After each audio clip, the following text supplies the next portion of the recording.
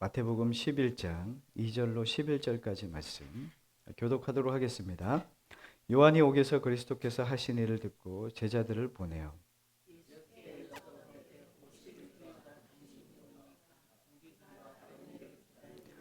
예수께서 대답하여 이르시되 너희가 가서 듣고 보는 것을 요한에게 알리되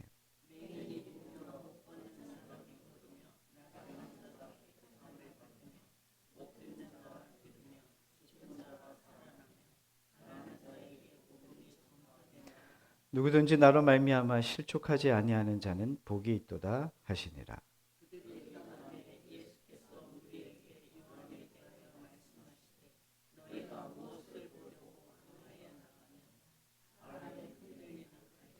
그러면 너희가 무엇을 보려고 나갔더냐? 부드러운 옷을 입은 사람이냐? 부드러운 옷을 입은 사람들은 왕궁에 있느니라.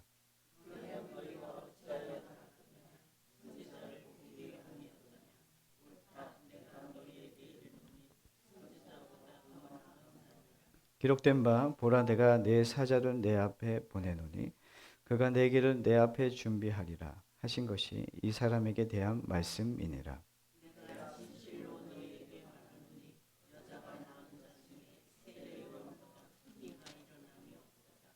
그러나 천국에서 극히 작은 자라도 그보다 크니라. 아멘. 할렐루야. 요한의 질문이라는 주제로 말씀을 전하겠습니다. 평화의 왕으로 오신 주님께서 우리의 희망과 기쁨과 소망으로 우리 가운데 임하게 될 줄 믿습니다. 우리가 대림절에 기억해야 될 것들이 많이 있는데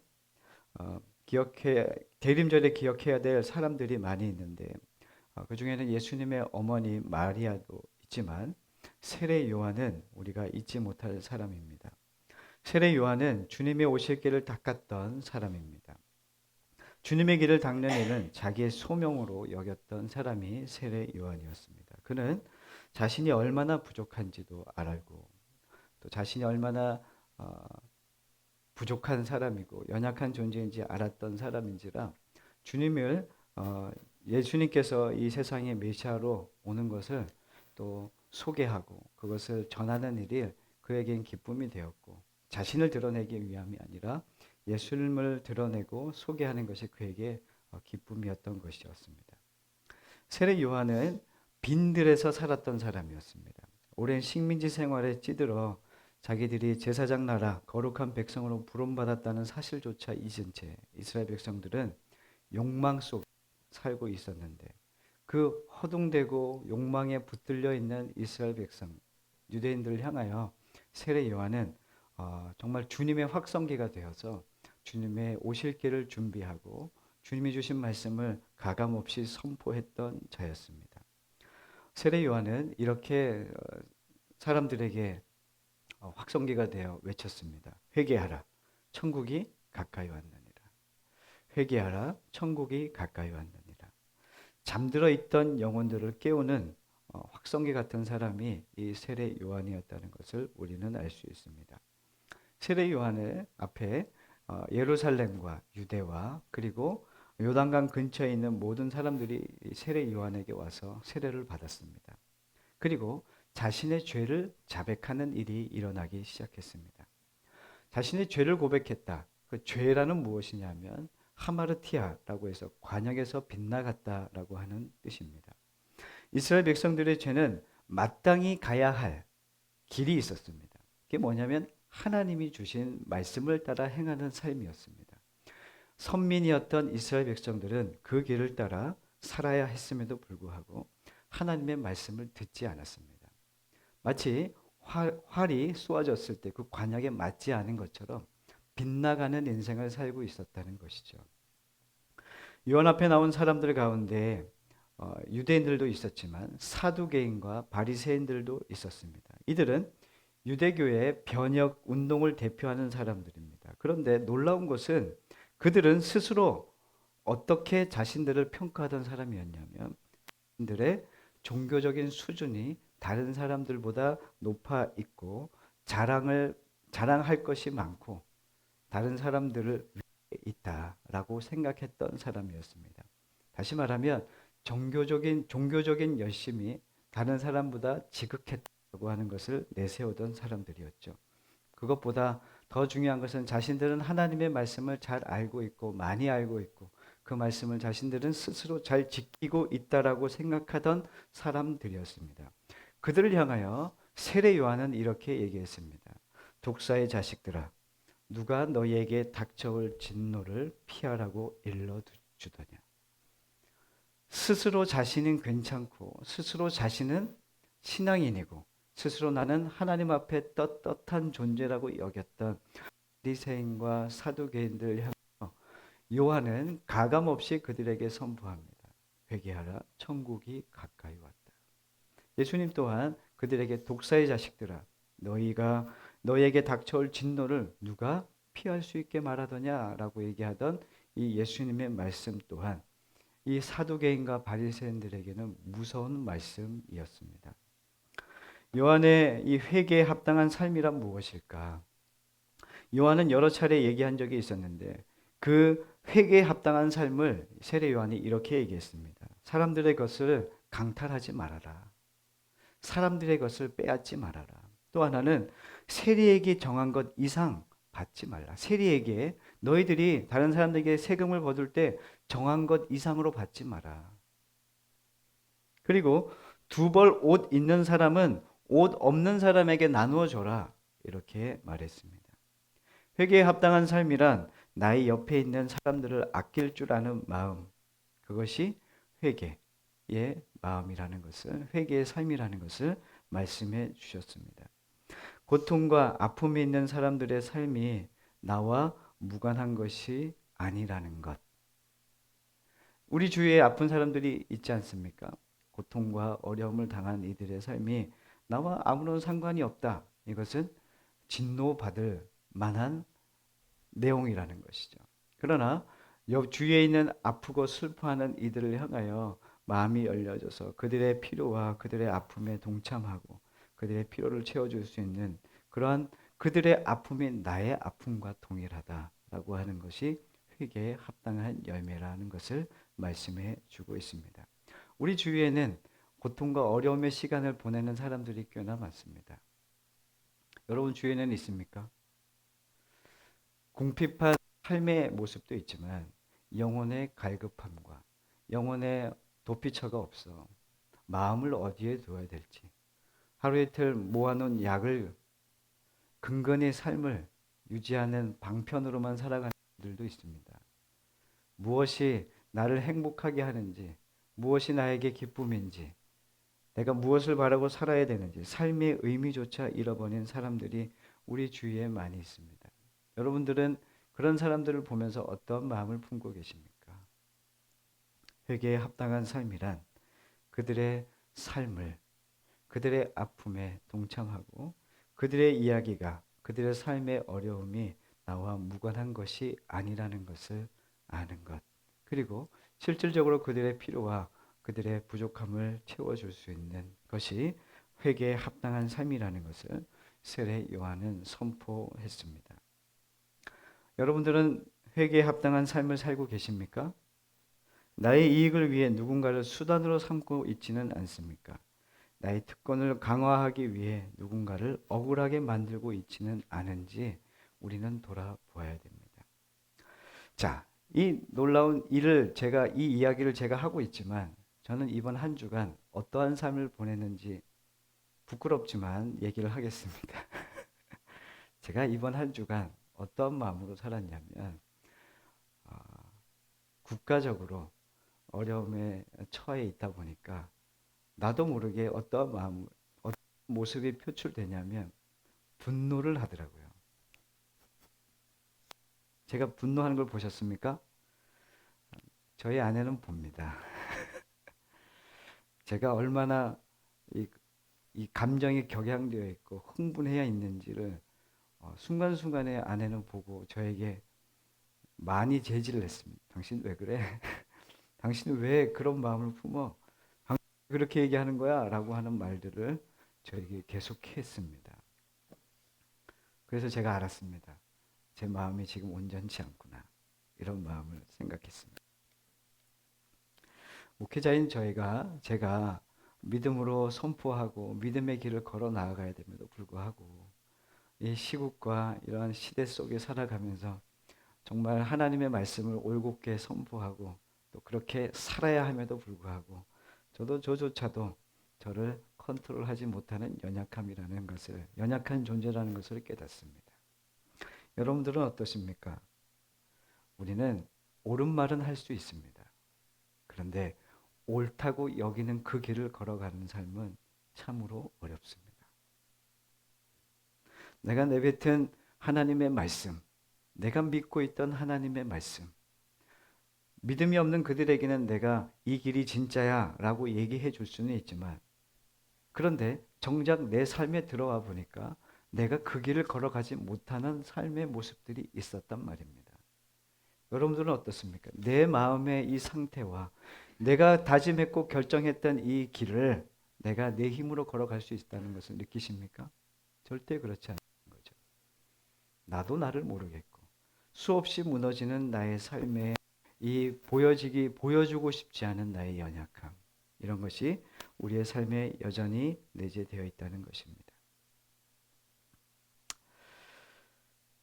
우리는 정말 하나님의 뜻대로 살 수 없는 핑계를 많이 댑니다. 성경에도 나는 하나님의 말씀대로 살 수 없어요 라고 하는 핑계하던 말들이 많이 있었습니다. 그 내용이 뭐냐면 혼인잔치에 대한 비유를 하십니다. 예수님께서 혼인잔치에 준비해놓고 손님들을 청해라 주님 말씀하셨더니 사람들이 어떻게 얘기하냐면 나는 밭을 샀습니다. 나가봐야 돼요. 할 일이 있다고요. 그리고 어떤 사람은 나는 겨리소를 샀기에 소가 쟁기를 잘 끄는지 봐야 됩니다. 그래서 제가 이 일 때문에 못 갑니다. 잔치에. 어떤 사람은 나는 결혼했으니까 갈 수 없습니다. 라고 얘기하면서 자신의 루틴을 깨는 예수님의 초청, 이 초청에는 거절하는 사람들이 성경에 등장합니다. 우리 또한 그렇습니다. 주님은 우리를 계속 초대하십니다. 나에게로 와라. 나와 함께 내가 걸어가는 이 길, 생명의 길을 함께 가자. 이것이 나에게 복된 길이라. 나와 함께 가지 않을래? 주님은 우리에게 초청하시는데 우리는 어떻게 하냐면 내가 만들어 놓은 삶의 루틴이 있단 말입니다. 내가 삶에 하루하루 해야 되는 일들이 있는데 이것을 주님께서 침범하셔서 깨면은 우리는 어때요? 마음이 불편해진단 말입니다. 주님 이렇게 느닷없이 주님 이렇게 확 들이미시면 어떻게 합니까? 제가 만들어 놓은 루틴도 있는데 주님 예의가 없으시네요. 이런 마음이 우리 안에 있다는 것이죠. 정말 우리는 주님의 초대에 응하고 있는가? 주님의 복음으로 초청하실 때 우리는 정말 믿음으로 반응하고 그 초대에 기뻐하며 응하고 있는가를 돌아보셔야 됩니다.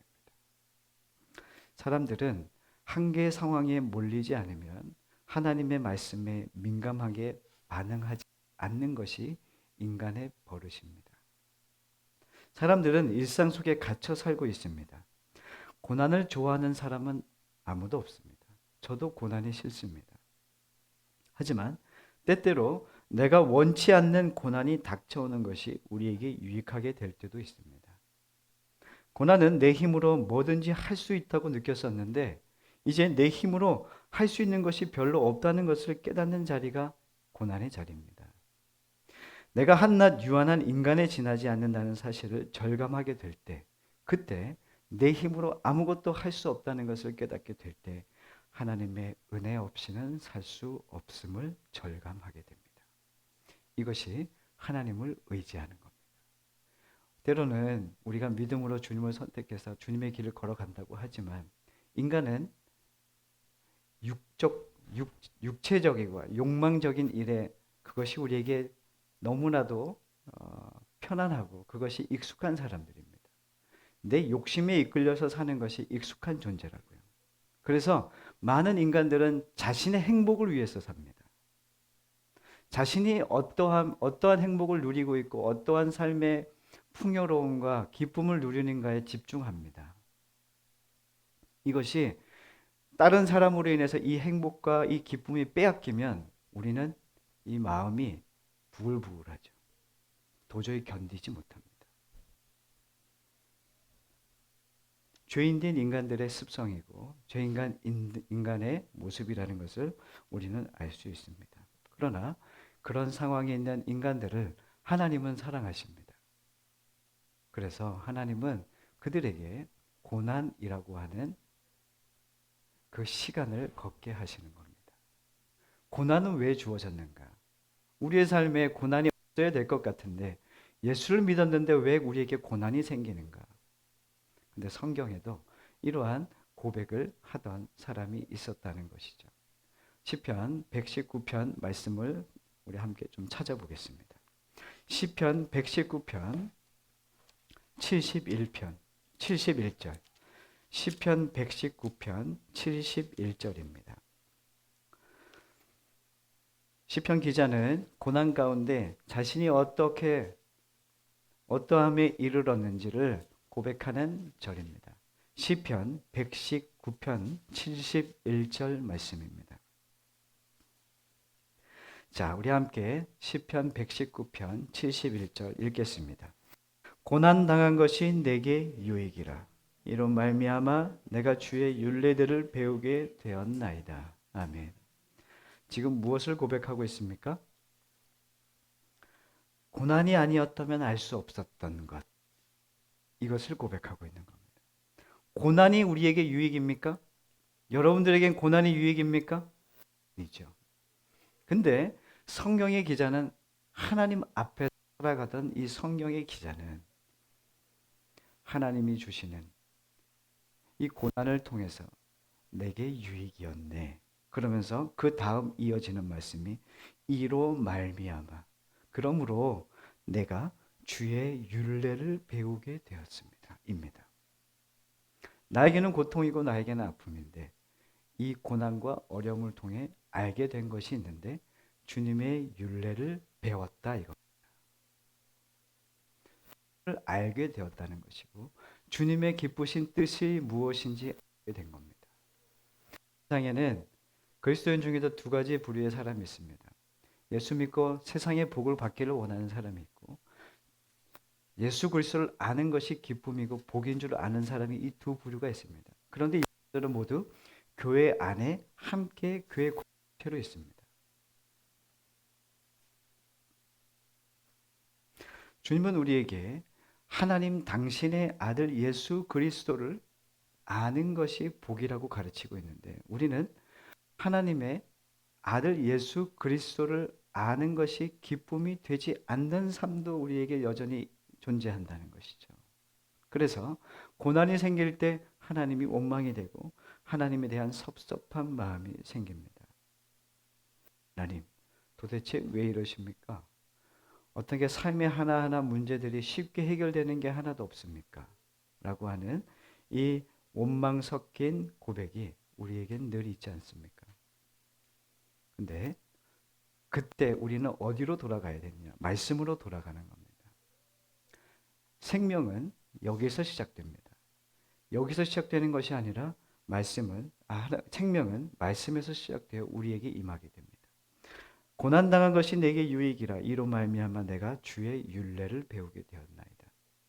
순교자로 살았던 한 사람의 신앙생활과 그 사람의 순교의 끝을 아는 우리는 그 사람을 볼 때마다 무엇을 보게 되냐면 예수 그리스도를 알게 되죠. 그 예수 그리스도의 그 충만과 그 크심이 그 사람을 어떻게 순교자의 자리로 이끌었는지 우리는 깨닫게 됩니다. 아니 도대체 그래서 우리는 기도하게 됩니다. 하나님, 저도 저 순교자와 같은 삶을 살고 싶습니다. 그래서 주님은 우리를 그 순교자와 같은 아름다운 예수 그리스도의 사람으로 살게 하시기 위하여 고난이라고 하는 어려운 이 광야와 같은 시간을 우리에게 허락하신단 말입니다. 왜요?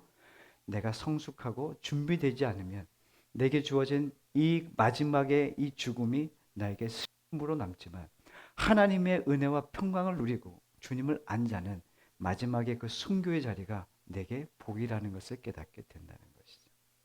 CCM의 한 찬양이 있는데 광야를 지나며라고 하는 찬양이 있습니다. 혹시 이 찬양 아십니까? 혹시 기회가 되신다면 유튜브에서 광야를 지나며라고 하는 이 CCM 찬양을 들어보십시오. 제가 이 가사를 제가 읽어드릴게요. 이 가사가 이런 가사입니다.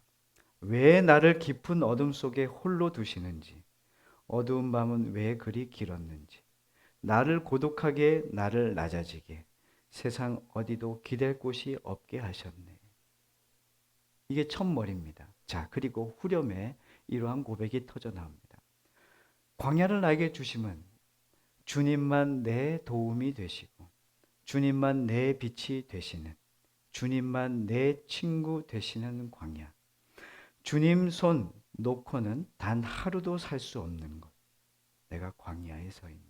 그리고 연결되는 것은 주께서 나를 사용하시려고 나를 더 정결케 하시려고 나를 택하여 보내신 그곳 광야.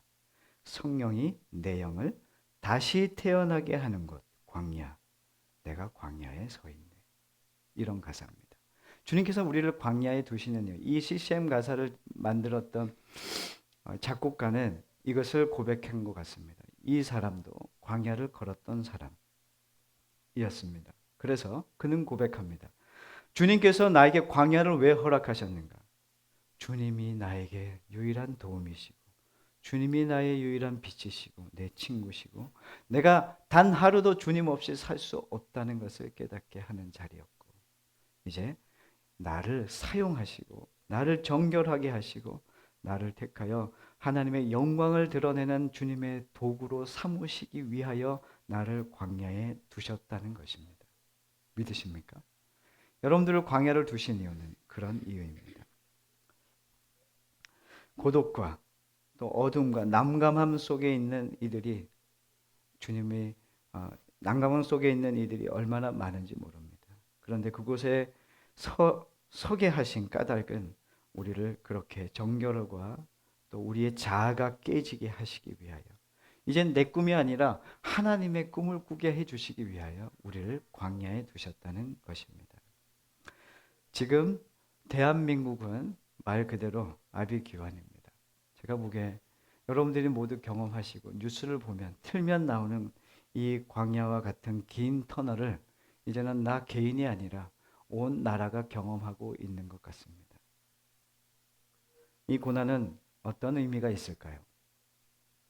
우리는 이 시대를 살고 있는 중입니다. 우리는 이 시대 가운데 살아가고 있고 이 시대 가운데 아픔을 모두가 느끼고 있는 중입니다. 어떤 진영에 설 것인가에 대한 싸움이 아닙니다. 그리스도인들은 이 시대를 어떻게 바라보고 어떻게 하나님이 우리에게 허락하시는 이 광야와 같은 시간을 어떻게 해석하며 하나님의 말씀을 쫓아 살 것인가에 대한 그 질문이 우리에게 던져지고 있다는 것이죠. 교회는 이것을 위해서 기도하고 이것을 위해서 우리가 무엇을 따라야 하고 어떻게 살아야 하는지에 대한 주님 앞에 간구함이 필요한 시대입니다. 긴 터널과 같고 어둠이 깊어진 이때에 주님께서 소망의 빛을 비추어 주시는 시간들이 우리에게도 늘 있었음을 주님은 알려주십니다.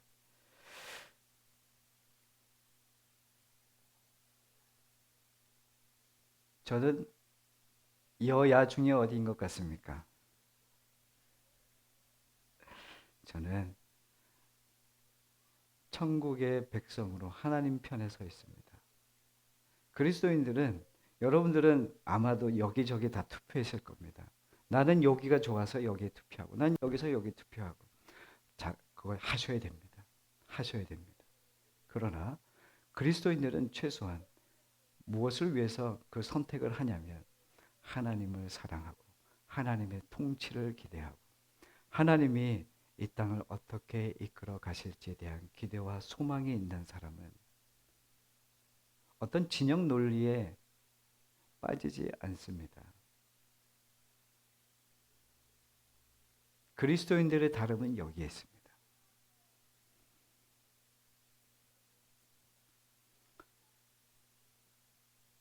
저는 어제 뉴스를 보면서 어제는 역사적인 순간 아니었습니까?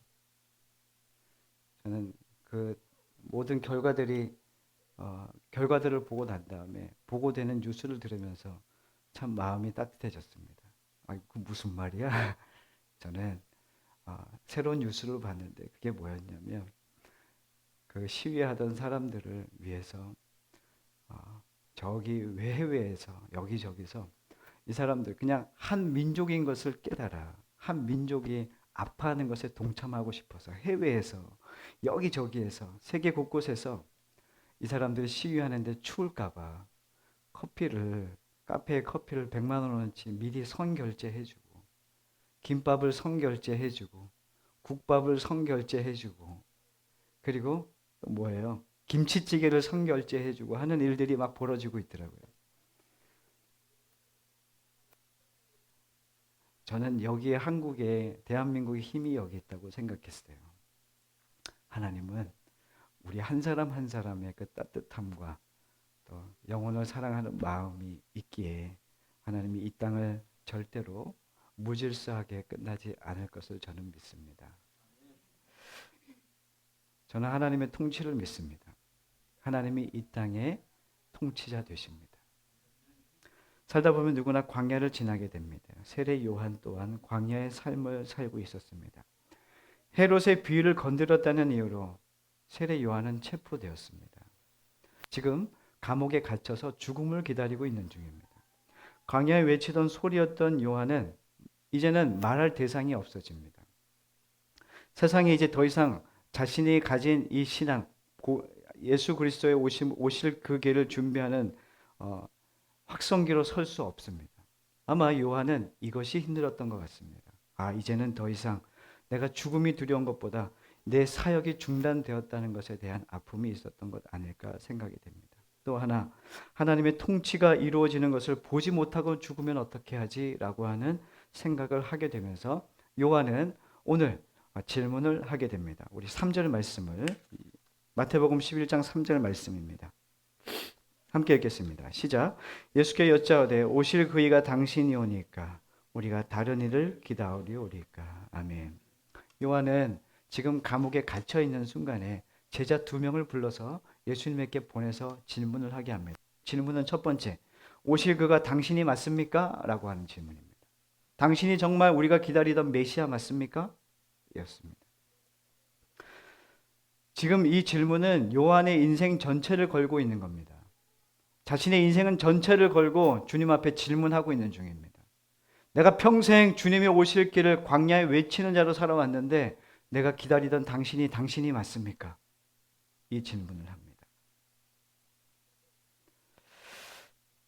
요한은 예수님을 보고 이렇게 얘기했습니다. 세상 죄를 지고 가는 어린 양입니다. 이렇게 세례 요한은 예수님을 보고 고백했거든요. 그리고 난 다음에 예수님에 대하여 이런 존경의 표현도 했습니다. 나는 주님의 신발끈도 신을 들기도 감당하지 못합니다. 나는 쇠하여야 되고 주님은 흥하셔야 됩니다. 라고 하는 고백도 했습니다. 그런데 예수님이 행하시는 그 삶의 모습을 보니까 정말 내가 생각했던 메시아의 모습이 아닌 거예요. 세례 요한조차. 그래서 의구심이 들었던 겁니다.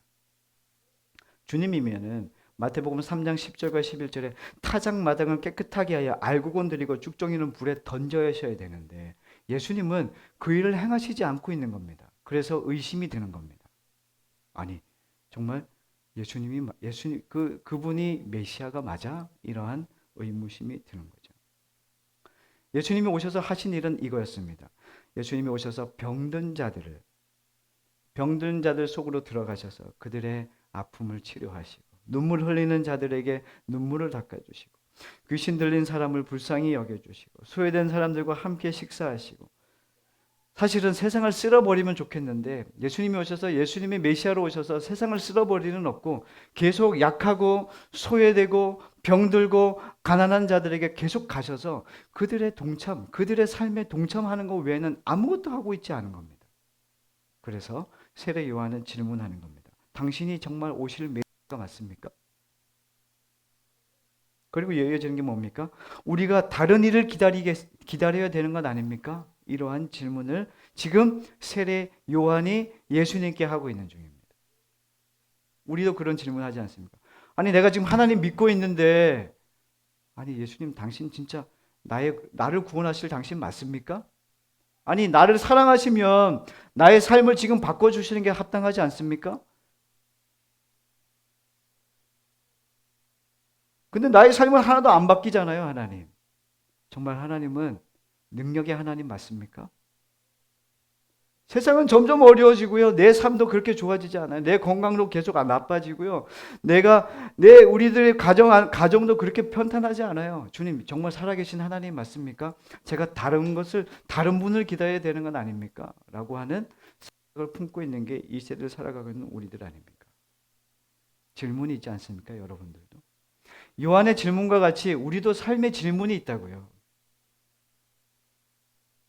내가 예수를 믿고자 했는데 믿음은 왜 생기지 않는 거예요 도대체? 이런 질문을 우리는 던지고 살죠. 그러자 예수님께서 이렇게 말씀하십니다. 4절부터 6절입니다. 시작. 예수께서 대답하여 이르시되 너희가 가서 듣고 보는 것을 요한에게 알리되 맹인이 보며 못 걷는 사람이 걸으며 나병 환자가 깨끗함을 받으며 못 듣는 자가 들으며 죽은 자가 살아나며 가난한 자에게 복음이 전파된다 하라. 누구든지 나로 말미암아 실족하지 아니하는 자는 복이 있도다 하시니라. 아멘. 이 말씀은 이사야 35장 5절 말씀입니다. 예수님은 이 말씀을 가지고 메시아의 등장과 주님이 오심으로 말미암아 세상이 어떻게 변하게 될 것인지를 보여주는 말씀이죠. 너희가 가서 듣고 보는 것을 요한에게 알리라. 예수님은 세례 요한의 제자들에게 얘기합니다. 맹인이 보고 못 걷는 사람이 걸으며 나병 환자가 깨끗함을 받고 못 듣는 자가 들으며 죽은 자가 살아나며 가난한 자에게 복음이 전파되는 것을 너희가 본 바대로 지금 가서 요한에게 전해라. 이렇게 얘기합니다.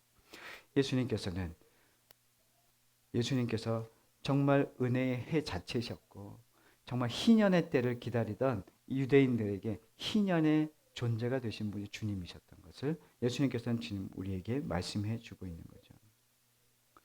주님은 우리에게 영원하고 복되고 아름다운 것을 주시고 싶으십니다. 그것은 영원한 것, 생명을 주시고 싶어 하십니다. 우리의 삶에 예수님께서 파고 들어오셔서 우리의 삶에 함께 하십니다. 고난 가운데 함께 하시고 우리의 어려움 가운데 함께 하시고 우리의 슬픔 가운데 주님께서 함께 하시며 주님은 우리의 고통에 무관하다. 난 너의 고통에 나는 관심이 없어라가 아니라 예수님 오셔서 우리의 고통에 함께 하시고 함께 아파하시고 결국에는 우리가 죽을 수밖에 없는 우리들의 죄를 대신 짊어지시고 십자가에 죽으신 분이 예수님이십니다.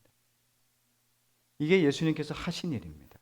우리로서는 도저히 해결할 수 없는 그 일을 예수님께서 말씀하시고 그것을 우리에게 이루어 주셨습니다.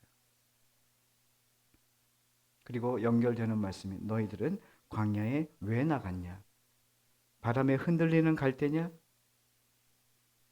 너희들이 보고 싶은 것이 무엇이냐? 부드러운 옷을 입은 사람을 보고 싶으냐? 부드러운 옷을 입은 사람은 왕궁에 있다. 그럼 너희가 어찌하여 나갔더냐? 선지자를 보기 위함이었더냐? 옳다. 내가 너에게 이르노니 선지자보다 더 나은 자가 여기 있다. 누구 얘기하는 겁니까? 예수님 자신을 이야기하는 겁니다. 그리고 이어서 말씀하십니다. 여자가 낳은 자 중에 세례 요한보다 큰 이가 일어남이 없고 그러나 천국에서는 극히 작은 자라도 그보다 크니라 라고 얘기하는 말씀으로 말씀을 마치시는 내용입니다. 이 말씀을 두고 아니 요한은 구원받지 못한 거야? 라고 하는 해석을 하는 사람들도 있습니다. 그런데 양심적으로 보십시오. 세례 요한이 우리보다 못한 사람입니까? 잘한 사람입니까? 잘한 사람이죠. 이 말씀을 잘못 오해한 거죠. 요한의 삶이 우리보다 훨씬 낫습니다. 이 말은 뜻은 뭐냐면 요한과 더불어 이제는 옛 세계가 끝나고 이제는 예수님과 함께 주님과 더불어 새로운 세계가 시작되고 있음을 이 요한을 통해서 지금 말씀해주고 있는 중입니다. 여인이 낳은 사람 가운데 가장 위대한 자 세례 요한. 근데 예수 그리스도를 영접하고 정말 예수 생명으로 살게 되는 사람들은 이제는 그 세례 요한보다 더 큰 자라고 말씀해 주시는 겁니다. 우리는 어떤 존재로 부름받았냐면은 이 땅에 새로운 역사를 시작하고 주님의 일에 동참하고 주님의 생명에 함께하고 있는 존재로 부름받고 있는 중입니다. 여러분들은 예수 믿는 이 특권이 얼마나 고귀하고 얼마나 위대한지 아십니까? 이걸 아는 게 이 기쁨과 이 만족과 이 자부심으로 사는 겁니다. 어딜 가든지 예수 믿는 한 사람으로 서는 것이 얼마나 복된지 아십니까? 이 욕망의 벌판에 우리는 살아가고 있어요. 세상 어디에도 봐도 뭔가 제대로 이루어지는 것이 없는 것 같은 이 시대 가운데 이것이 광야입니다.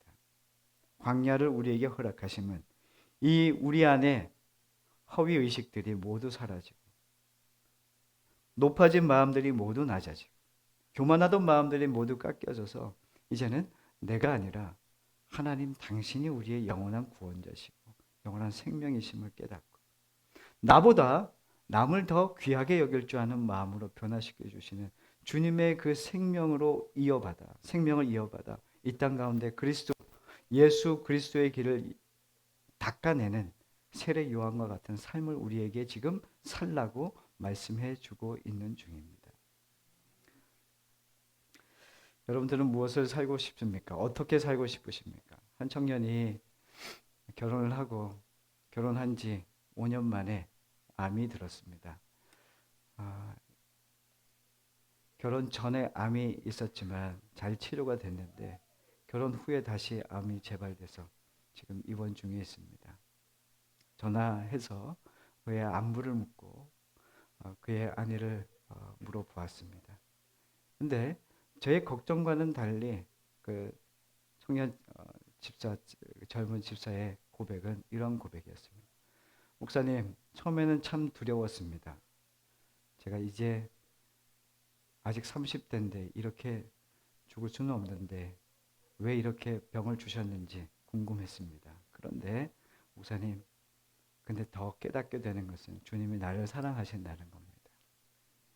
주님께서 나를 십자가에서 구원해 주셨다는 이 사실이 더욱 믿어지고 주님을 기대하게 됩니다. 목사보다 낫지 않습니까? 저는 한 주간 분노하며 살았는데 그 청년의 고백은 이 병을 앓고 있는 그의 삶을 바라보며 이 30대 이제 마지막을 지나고 있는 그 청년의 고백은 저는 주님을 더 신뢰하게 되고 있어요. 주님을 신뢰하고 주님을 더 믿게, 그리고 우리의 가정을 남편도 그렇게 변화시켜 주시고 계시다는 것을 깨달아요. 그 집사의 고백이 저를 정말 부끄럽게 했습니다. 나는 어떠한 삶을 살고 있는가? 고난, 광야, 우리의 어려움과 슬픔은 단순간에 끝나지 않을 겁니다. 하나님의 목적하신 그것이 이루어지기까지 우리를 계속 광야 가운데 두실 겁니다. 여러분 선택하셔야 됩니다. 결정하셔야 됩니다. 주님이 나의 구원자, 나를 구원할 유일하신 분, 예수 그리스도. 그분을 따라가는, 또 그분의 길을 닦아내는 예수 그리스도의 사랑으로 모두가 서 나가시기를 간절히 축원합니다. 우리 함께 찬양하도록 잠깐 기도하도록 하겠습니다. 사랑과 은혜가 충만하신 은혜의 하나님, 그렇습니다. 우리가 살아온 인생을 돌아보니 광야입니다. 근데 앞을 보니 또 광야입니다. 그래서 절망하고 슬퍼하는 것이 아니라 이 고난과 광야 속에 하나님은 한 번도 우리를 외면하신 적이 없고 우리의 길을 인도하고 계시다는 사실입니다. 하나님, 성경 말씀을 보면 주님은 우리에게 늘 약속하셨고 그 약속을 이루셨던 하나님이셨음을 믿습니다. 하나님, 성경의 말씀을 생명으로 받는 저희들이 되게 해주십시오. 그래서 성경의 말씀이 죽어있는 말씀이 아니라 우리의 삶에 살아 역사하며 이제 나의 삶에도 하나님의 역사가, 하나님의 살아계심이 드러나는 귀한 삶이 되도록 주님 역사해 주시옵소서. 한 주간 그러한 믿음으로, 그러한 주님을 기대하는 소망으로 살아가는 우리는 교회 모든 성도들이 되도록 주님 축복해 주시옵소서. 모든 말씀 예수님의 이름으로 간절히 기도드렸습니다. 아멘.